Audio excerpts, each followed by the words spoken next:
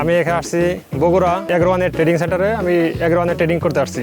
এটা ৭৪তম ব্যাচ। আমার নাম মোহাম্মদ গিয়াসউদ্দিন। আমি আসছি মানিকগঞ্জ ঘিউর থানা পূর্ব কুসুন্ডা সরকাটা গ্রাম থেকে। আসার পরে অনেক কিছু দেখলাম, ভালো লাগলো।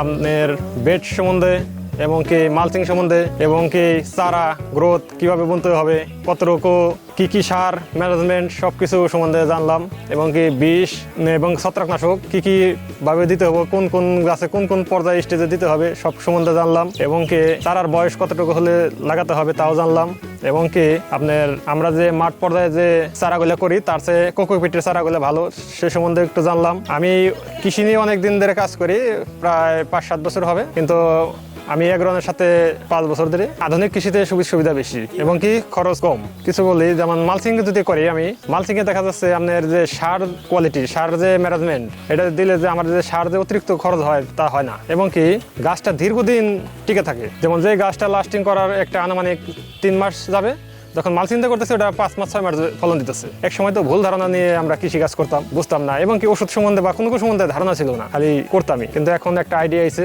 আর তারপরে এগ্রোয়ানের যে সাপোর্টটা আমরা পাইতেছি, সামিল ভাই এবং কি তাদের যে কর্মীরা, তারা আমাদের সব লিডার আছে, সবাই আমাদের সাপোর্ট দিতেছে। ট্রেনিং দিতে অবশ্যই প্রতিটা কৃষকের করা উচিত। আমার মতে প্রতিটা কৃষকের এটা জানা উচিত এবং কি বোঝা উচিত যে কিভাবে কৃষি কাজ করবো। আমরা কৃষিতে কি হতে চাই?